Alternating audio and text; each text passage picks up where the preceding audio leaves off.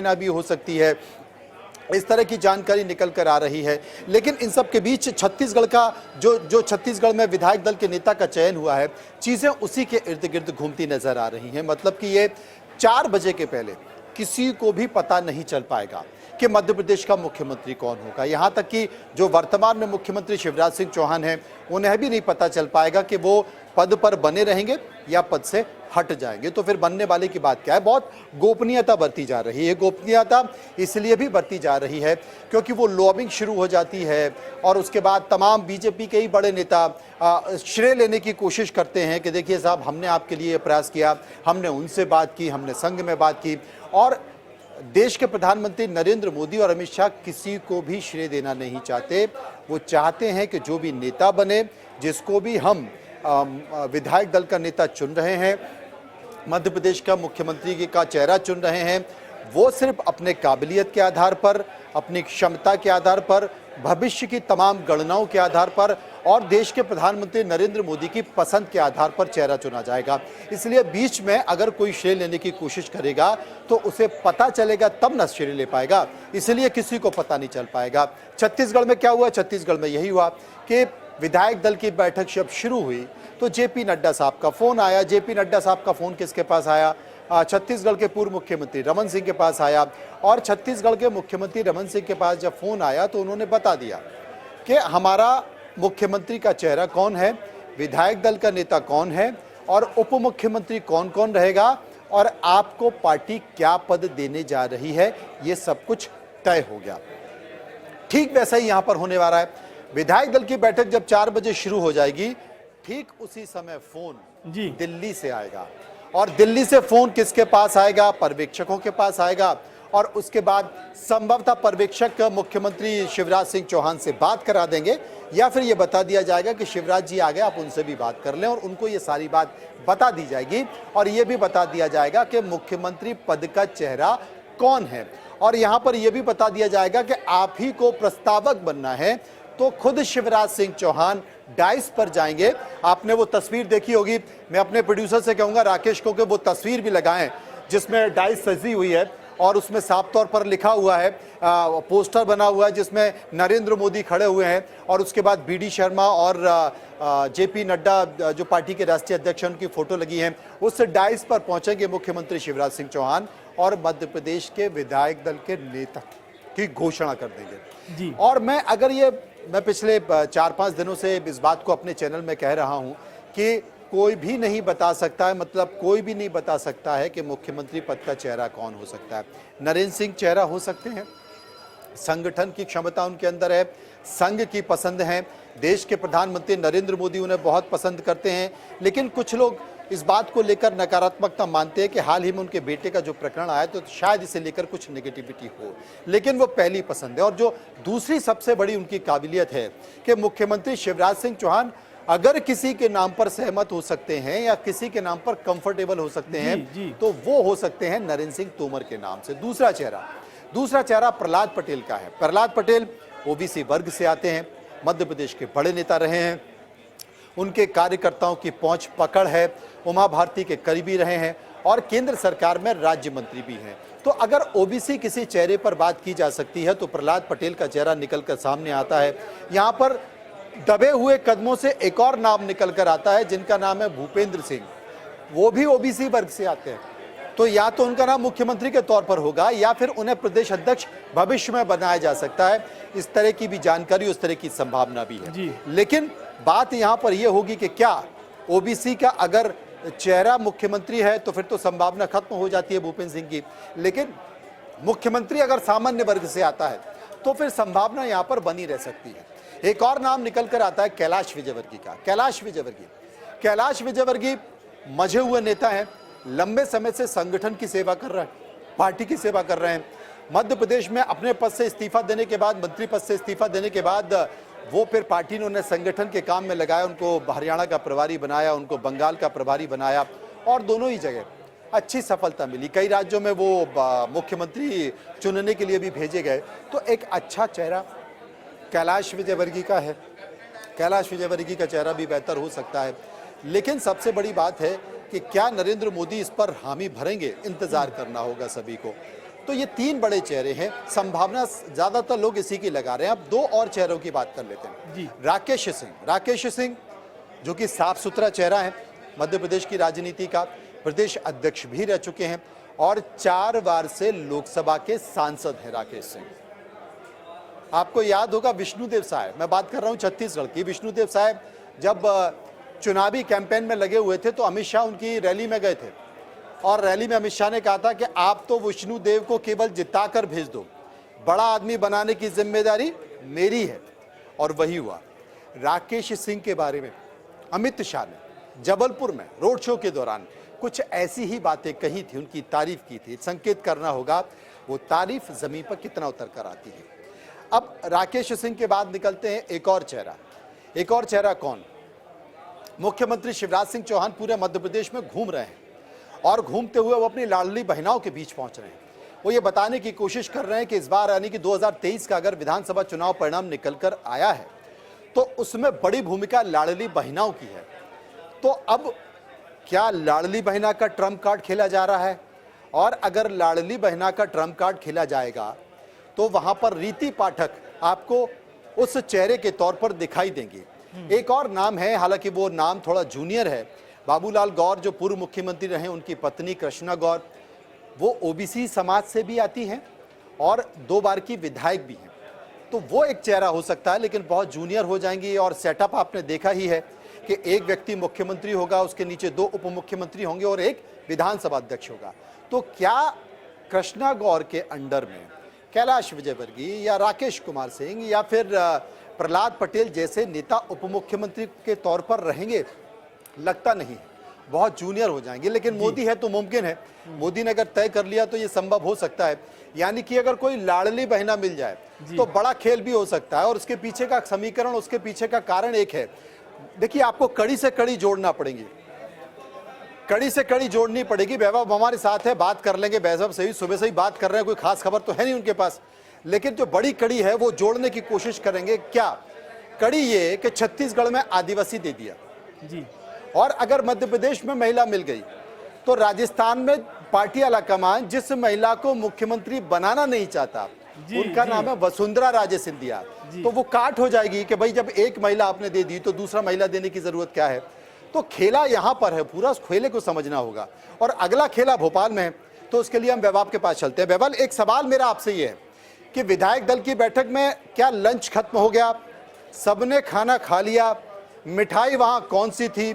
मिठाई खा ली। हालांकि खाना खाने में मन अभी लोगों को नहीं लगा होगा, विधायकों को नहीं लगा होगा, उम्मीदवार को नहीं लगा होगा, क्योंकि मीठा भी फीका लग रहा होगा। पता नहीं किसका नाम निकल कर आ जाए, क्योंकि बहुत सारे विधायक, कोई विधायक एक बड़ी संख्या वो कैलाश विजयवर्गीय को चाहती है, एक बड़ी संख्या वो नरेंद्र सिंह तोमर को चाहती है, एक बड़ी संख्या प्रहलाद पटेल को चाहती है, एक संख्या राकेश सिंह को चाहती है।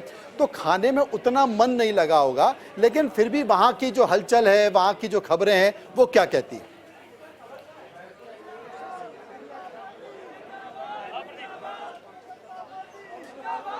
बिल्कुल, खाना सभी विधायक खा चुके हैं। मूंग की दाल का हलवा बनाया था मिठाई में, सबका मुंह मीठा हो चुका है। लेकिन जिस तरह से आपने भी कहा कि सवाल तो वही है कि मध्य प्रदेश का मुख्यमंत्री कौन होगा, तो आप देख सकते हैं कि यहाँ पर तमाम समर्थक पहुंचे हैं। ये शिवराज सिंह चौहान के समर्थक भी हैं, यहाँ पर नरेंद्र सिंह तोमर, कैलाश विजयवर्गीय, हर किसी के समर्थक यहाँ पर पहुंच चुके हैं और अपने नेता को तस्वीरें दिखाइए, आसपास की तस्वीरें दिखाइए, जो आसपास का माहौल है, तस्वीरें वो दिखाते जाइए। रोजगार दे सके, युवा कार्यकर्ताओं की सुन सके, नए टिकट दे सके कार्यकर्ताओं को और सबको साथ लेकर चल सके, कोई गुटबाजी ना हो। पूरा ही यहाँ पर बड़ी संख्या में जो कार्यकर्ता हैं वो यहाँ पर पहुंच चुके हैं। कुछ मामा कह रहे हैं, कुछ प्रहलाद पटेल का नाम ले रहे हैं, कुछ शिवराज सिंह चौहान के साथ ही कुछ लोग कह रहे हैं कि कैलाश विजयवर्गीय को कमान मिली। जब देख सकते हैं कि एक फोटो है, यहाँ पर पीएम मोदी की फोटो लिए हुए खड़े हैं और इसके पीछे एक पोस्टर लिखा खड़ा है, उसमें लिखा है कहो दिल से मामा एक बार फिर। तो समर्थक यहाँ पर सुबह से ही जुटने की शुरुआत कर चुके थे और 2 बजे के लगभग बीजेपी के जो पर्यवेक्षक हैं शिवराज सिंह चौहान, बी डी शर्मा, सभी नेता यहाँ पर पहुंच चुके थे और अंदर करीबन 1 घंटे का वक्त और बचा है, फिर वहाँ पर बैठक की शुरुआत हो जाएगी। उससे पहले फोटो सेशन होगा, साथ में मिलकर फोटो तो खिंचाएंगे, लेकिन मन के अंदर क्या है ये बात बेहद महत्वपूर्ण हो जाती है, क्योंकि जो 163 लोग वहाँ पर खड़े होंगे, जो फोटो खिंचा रहे होंगे, शायद उनमें से किसी एक के नाम पर सहमति बनेगी, लेकिन मुख्यमंत्री तो एक ही बनेगा। दावेदार भले ही कई सारे हों, तो अंदर करीबन 30 से 40 मिनट बाद वो दौड़ शुरू हो जाएगा, क्योंकि जिस तरीके से हमने आज सुबह भी एक चीज बता दो, एक बात मैं जानना चाहता हूं कि आपको या कार्यकर्ताओं को या मीडिया को कहां तक रोक दिया गया है?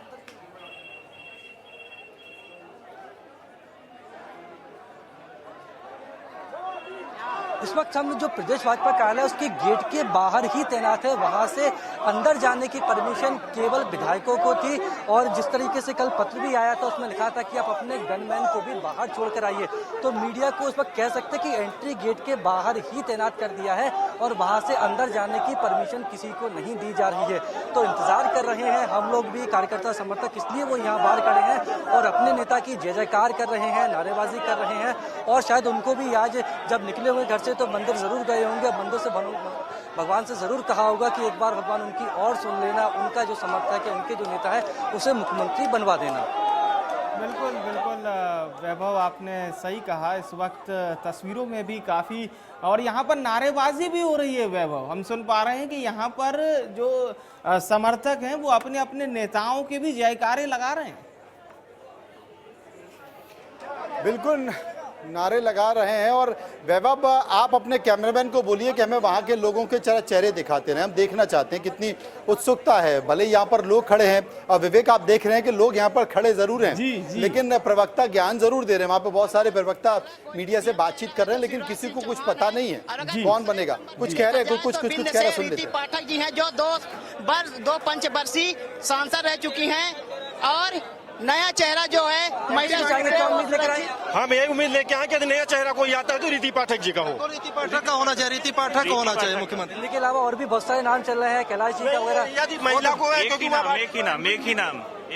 इस बार उमा भारती के बाद कोई भी महिला सीएम नहीं बनी, इस बार रीति पाठक को सीएम बनाना चाहिए, महिला को मौका देना चाहिए। मनोज जी, जिस तरह से आपने भी कहा था कि किसी महिला को मौका मिलता है, तो बिंद के जो लोग हैं वो रीति पाठक की बात कर रहे हैं। यहाँ प्रवक्ता लोग जरूर मौजूद हैं, शायद उनको भी नहीं पता उनको भी कि मुख्यमंत्री कौन बनने वाला है। जब उनसे सवाल किया था मुख्यमंत्री कौन बनेगा, तो वो यही जवाब देते हैं कि केंद्रीय नेतृत्व तय करेगा, केंद्रीय नेतृत्व को ही सारी चीजें फैसले लेने हैं। तो मध्य प्रदेश के जो विधायक हैं, जो विधायक दल की बैठक में शामिल होंगे, तो क्या दिल्ली से ही वो फरमान आएगा कि आपको इनके नाम पर सहमति जतानी है?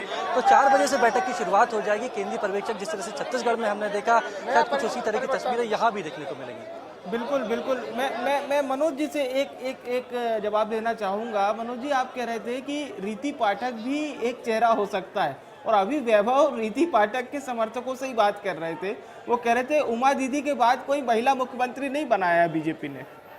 कोइंसिडेंस है। और मैं जिक्र कर रहा था कि बीजेपी कोई भी चौंकाने वाला फैसला ले सकती है, क्योंकि छत्तीसगढ़ में विष्णुदेव साय का नाम जरूर चल रहा था, लेकिन किसी को नहीं पता था कि जो विधानसभा अध्यक्ष है वो रमन सिंह बन जाएंगे। तो यहाँ पर भी अगर किसी महिला का चेहरा निकल कर आ गया तो आप इसमें चौंकिएगा नहीं, क्योंकि शिवराज सिंह चौहान को हटाना और हटाकर उनकी निगेटिविटी को कम करना, क्योंकि लगातार कई दिनों से शिवराज सिंह चौहान एक कैंपेन कर रहे हैं। वो दिल्ली इस बात से खुश नहीं है। दिल्ली ने कहा कि भाई आप आराम से रहिए, इतनी बेचैनी क्यों है? बावजूद वो नहीं माने। वो छिंदवाड़ा गए, वो श्योपुर गए, वो रावगढ़ गए और खंडवा भी गए, और वहां जाके एक ही चीज की, बहनों मैंने ये योजना शुरू की, मैं आपको लखपति बनाऊंगा, यहीं पर नहीं रखूंगा। तो मुझे लगता है कि इस नकारात्मकता, क्योंकि पार्टी से केंद्रीय नेतृत्व इसे नकारात्मक तौर पर भी दिख रहा है, क्योंकि अगर एक लाइन तय हो गई तो आप हो सकता है कि पार्टी आप ही को मुख्यमंत्री का चेहरा बना दे, पार्टी कह दे कि साहब शिवराज सिंह चौहान को हम कंटिन्यू करते हैं। हालांकि इसकी संभावना नगण्य है, क्योंकि पार्टी पहले ही तय कर चुकी थी कि हमारा मुख्यमंत्री पद का चेहरा शिवराज सिंह चौहान नहीं है, देश के प्रधानमंत्री नरेंद्र मोदी हैं। लेकिन आप कम से कम इत्मीनान तो रखिए, इतनी बेचैनी क्या है? ऐसा क्या छूट रहा है? 19 साल से आप मुख्यमंत्री मुख्यमंत्री मध्य प्रदेश में है, बावजूद आपके अंदर बेचैनी है, आपके अंदर घबराहट है, आप छोड़ने को तैयार किए। ऐसी कौन सी बात है, ऐसी कौन सी चीज है, ऐसा कौन सा दबा हुआ मामला है जो आप इतने परेशान हैं? और अगर कोई नए चेहरे निकलकर पार्टी लेकर आ रही है तो आपको स्वीकार कर लेना चाहिए। अब चाहे वो नरेंद्र सिंह हो, चाहे वो प्रहलाद पटेल हो, रीति पाठक हो, राकेश सिंह हो, कोई भी हो, आपको स्वीकार कर लेना चाहिए और सहज तौर पर आपको करना नहीं। लेकिन आप छोड़ने को तैयार नहीं। आप एजेंडा तय कर रहे हैं, आप सोशल मीडिया पे माहौल बना रहे हैं। दिल्ली से खुश नहीं है विवेक, मैं आपको बता रहा हूं, दिल्ली ने सख्त संदेश दिया है। तो कुल मिलाकर इंतजार इस बात का करना चाहिए कि कम से कम आप एक बार चेहरा देखें कि चेहरा क्या है। लेकिन जिसका मैं जिक्र कर रहा था कि कोई भी अब मैं जो बात कह रहा था कि शिवराज सिंह चौहान जो कैंपेन चला रहे हैं, उस कैंपेन की धार मौथरी करने के लिए एक ही काट है, लाडली बहना। ये सरकार लाडली बहना ने बनाई है ना, लो भाई लाडली बहना का हम हार पहना देते हैं आपको, अब तो खुश हो।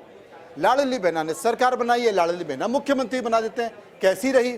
ठीक रही ना? तो ये मास्टर स्ट्रोक केंद्र मार सकता है, ये मास्टर स्ट्रोक बीजेपी मार सकती है, ये मास्टर स्ट्रोक नरेंद्र मोदी मार सकते हैं, अमित शाह मार सकते हैं, और इससे कोई इनकार नहीं किया जा सकता। मैं कह रहा हूं ना कि चौंकाने वाला चेहरा भी हो सकता है। जो चेहरे चल रहे हैं वो स्वाभाविक मुख्यमंत्री पद के चेहरे हैं, बड़े नेता हैं, स्टॉलबर्ड नेता हैं, इनका अपना एक संगठन पर प्रभाव है, इन्होंने संगठन में काम किया है, करीब 3-4 दशक में इन्होंने पार्टी के लिए काम किया है, पार्टी को खड़ा किया है, और मध्य प्रदेश का हर कार्यकर्ता इन तमाम चेहरों से जुड़ाव रखता है, इनसे संपर्क रखता है। कई लोग इसमें प्रदेश अध्यक्ष रह चुके, केंद्रीय मंत्री रह चुके, और उन्होंने अपने अपने इलाके में पार्टी के लिए बहुत काम किया है। तो ये स्वाभाविक तौर पर मुख्यमंत्री का चेहरा है, पार्टी इनके बारे में विचार करेगी और मुझे लगता है कि बहुत ज्यादा समय है। लेकिन अगर लाडली बहना का चेहरा निकलकर आ जाए सामने तो कोई बड़ी बात नहीं है। उनमें रीति पाठक एक बड़ा चेहरा हो सकता है, कृष्णा गौर एक चेहरा हो सकता है, लेकिन कृष्णा गौर थोड़ा सा जूनियर हो जाती हैं क्योंकि उनके मंत्रिमंडल में कैलाश विजयवर्गीय, प्रहलाद पटेल या बाकी के राकेश सिंह जो 20-20 साल से सांसद हैं, वो कैसे रह सकते हैं। प्रहलाद पटेल तो अटल बिहारी वाजपेयी की सरकार में कोयला राज्य मंत्री थे और फिर से वो केंद्रीय राज्य मंत्री है, तो मतलब कैसे रह सकते हैं। ये थोड़ा एक कॉम्बिनेशन बनाने की जरूरत है। हालांकि यहाँ पर जूनियर सीनियर कुछ नहीं चलता है। आपने गुजरात में देखा, गुजरात में जो मुख्यमंत्री हैं वो पहली बार के विधायक है, सबसे पीछे बैठे हुए थे और उनको अचानक से बोल दिया कि आइए और शपथ लीजिए। तो विवेक मैं इजाजत चाहता हूं क्योंकि हमारा एक और दूसरा प्लेटफॉर्म है, वहां पर भी हम चर्चा करेंगे और उसके बाद फिर इस चर्चा को आगे बढ़ाएंगे और सभी तस्वीरें दिखाएंगे। मध्य प्रदेश और नेशनल। बहुत बहुत शुक्रिया, बहुत बहुत धन्यवाद मनोज जी आपका हमारे साथ जुड़ने के लिए, और लगातार जो आपने हमारे दर्शकों को नाम बताए हैं, कई सारे नाम एक एक करके आपने बताए हैं। एक बार फिर से चलिए हम आपको वो तस्वीर दिखाते हैं विधायक दल की बैठक से पहले। आप देखिए बीजेपी कार्यालय का जो मंच सज चुका है, उस मंच की तस्वीर देखिए। अब आप चलिए, अब आपको ये देखिए, ये वही मंच है। देखिए आपको पोस्टर भी यहां पर लगा हुआ दिखाई दे रहा होगा। विधायक दल बैठक जहां पर आज नवनिर्वाचित विधायक आएंगे और यहीं पर बीजेपी अपना बहुमत दल के नेता को चुनेगी। जी हां, तीनों पर्यवेक्षक भी यहां पर मौजूद रहेंगे। नवनिर्वाचित विधायक दल की बैठक जिसमें तारीख संख्या भी लिखी हुई है, आज की तारीख यहां पर लिखी हुई है 11 दिसंबर, और यहीं पर सभी 163 विधायक यानी कि भारतीय जनता पार्टी के सभी 163 विधायक यहां पर मौजूद रहेंगे। वरिष्ठ नेता मौजूद रहेंगे जिसमें प्रदेश प्रभारी, प्रदेश अध्यक्ष, तीनों पर्यवेक्षक जिन्हें दिल्ली से भेजा गया है इस विधायक दल की बैठक के लिए, तीनों पर्यवेक्षक मौजूद रहेंगे। और इन 3 पर्यवेक्षकों में तो एक राज्य के मुख्यमंत्री भी हैं। मैं बात कर रहा हूं सीएम मनोहर लाल की। सीएम मनोहर लाल जो कि हरियाणा के मुख्यमंत्री भी हैं, और अब से थोड़ी देर में विधायक दल की बैठक शुरू होगी। उससे पहले ये तस्वीरें भी सामने आ रही हैं।